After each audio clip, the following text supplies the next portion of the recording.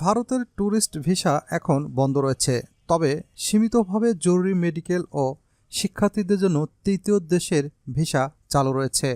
তবে সীমিতভাবে জরুরি মেডিকেল ও শিক্ষার্থীদের জন্য তৃতীয় দেশের ভিসা চালু রয়েছে। মেডিকেল ও শিক্ষার্থী ভিসা চালু থাকলেও অনেকেই ভারতের ভিসার অ্যাপয়েন্টমেন্ট পাচ্ছে না। সে কারণে বিশেষ করে শিক্ষার্থীরা বিপাকে পড়েছে। একইভাবে ইউরোপের বিভিন্ন দেশে ওয়ার্ক ভিসা পেতেও সমস্যা হচ্ছে। এসব সমস্যা বিবেচনা করে ভারতের বিকল্প হিসেবে তৃতীয় দেশ থেকে ভিসা নেওয়ার উদ্যোগ নিয়েছে অন্তর্বর্তী সরকার।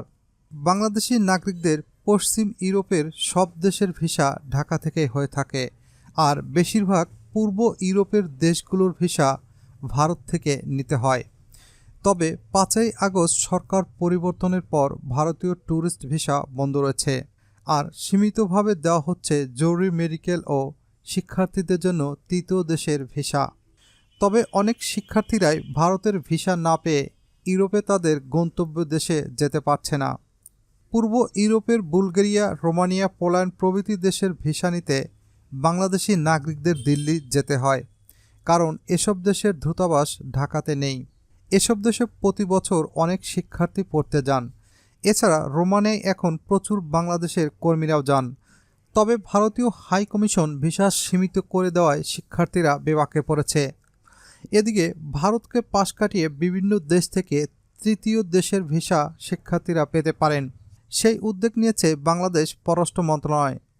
রোমানিয়ার ভিসার জন্য শিক্ষার্থীরা থাইল্যান্ড ও ভিয়েতনামে দেশটির দূতাবাসে আবেদন করতে পারবেন।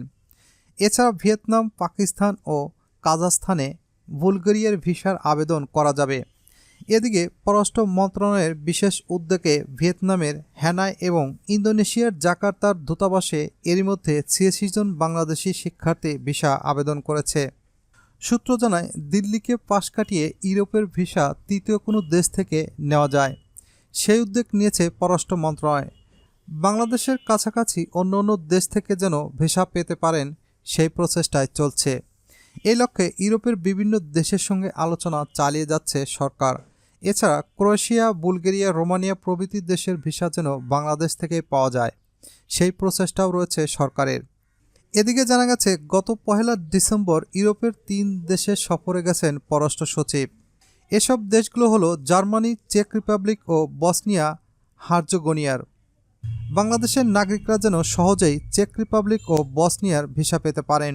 পররাষ্ট্র মন্ত্রণালয়ের জনকূটনৈতিক অনুবিভাগ মহাপরিচালক জানান, বাংলাদেশের শিক্ষার্থীরা যেন তৃতীয় দেশের ভিসা ভারতের পরিবর্তে অন্য কোনো প্রতিবেশী দেশ থেকে সংগ্রহ করতে পারেন, তা নিয়ে আমরা কাজ করছি। এর মধ্যে বেশ কয়েকটি বিকল্প দেশে ভিসার ব্যবস্থা করা হয়েছে। এছাড়া বাংলাদেশিদের জন্য ভারতীয় ভিসা পাওয়ার বিষয়ে সরকার ভারতীয় কর্তৃপক্ষের সঙ্গে যোগাযোগ করছে। ভারত বলছে যে জনবল সংকটের কারণে কয়েক ধরনের ভিসা প্রক্রিয়া বন্ধ রয়েছে।